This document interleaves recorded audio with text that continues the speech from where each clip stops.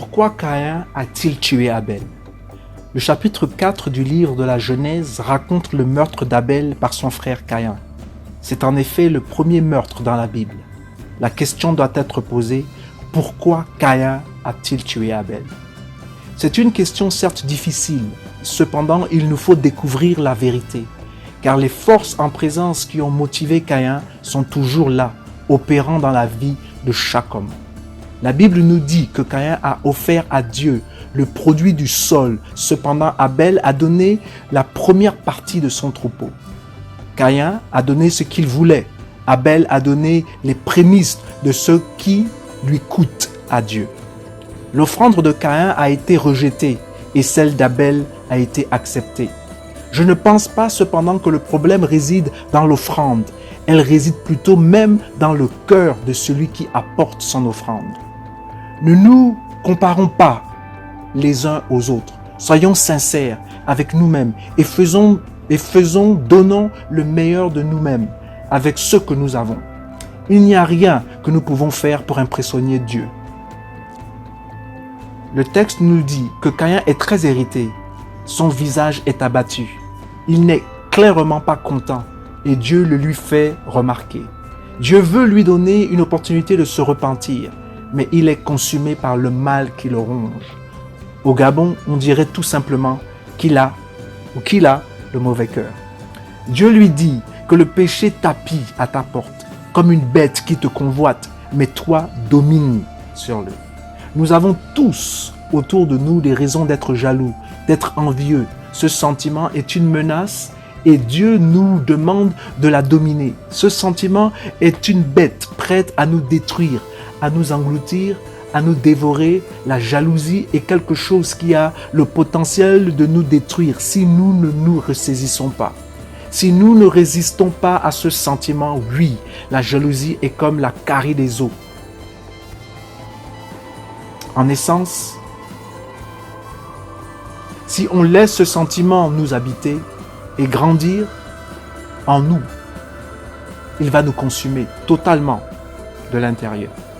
En effet, l'histoire de Caïn et Abel se termine par une tragédie, le meurtre.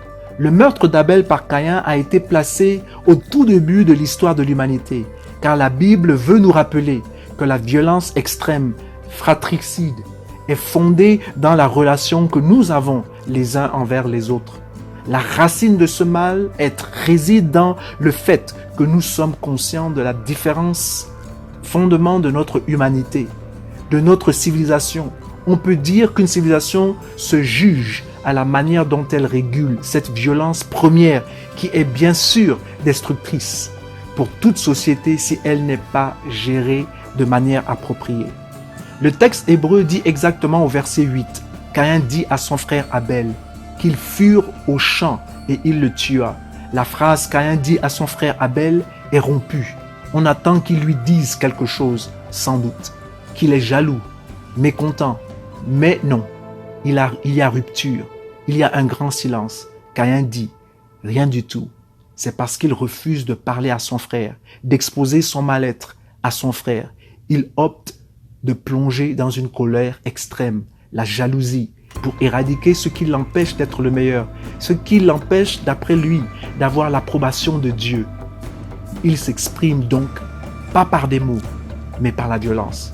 Quand il n'y a pas d'explication entre les frères, cela débouche toujours sur de la violence. Les deux frères auraient pu s'expliquer, mais il n'y a pas eu de dialogue, que de l'action, engendrée par un sentiment envieux. Caïn a tué certes Abel, mais la responsabilité de la violence est portée par les deux, parce que tous les deux ont été incapables de parole pour tenter de surmonter leurs différends. Voilà pourquoi je ne suis pas en principe pour la violence, je suis pour le dialogue, je suis pour que l'on se parle, afin de pouvoir résoudre nos différends. À cause de son acte, Caïn est banni.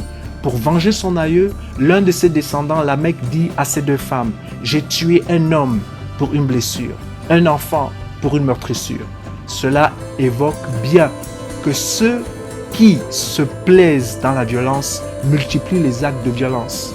La civilisation créée par Caïn s'est construite dans la violence et a fini par périr aussi dans la violence. Le fondement de l'éthique est d'accepter la différence de nos frères. Dieu a créé tous les hommes d'un même sang. Nous sommes tous des enfants de Dieu et il est de notre devoir d'apprendre à vivre bien ensemble, sinon nous périrons tous comme des bêtes, disait Dr Martin Luther King Jr. Dieu est le propriétaire de ce monde et il nous appelle à l'aimer, lui de toute notre force, notre âme, de toute notre personnalité et d'aimer notre prochain comme nous-mêmes. Comment pouvons-nous prétendre aimer Dieu que nous ne voyons pas et haïr les hommes que nous voyons? La Bible est claire. Celui qui n'aime pas son prochain n'aime pas Dieu. Par conséquent, il ne connaît pas Dieu. Car aimer Dieu, c'est aimer les autres aussi. Que Dieu vous bénisse, que Dieu nous bénisse et que Dieu veille sur notre monde.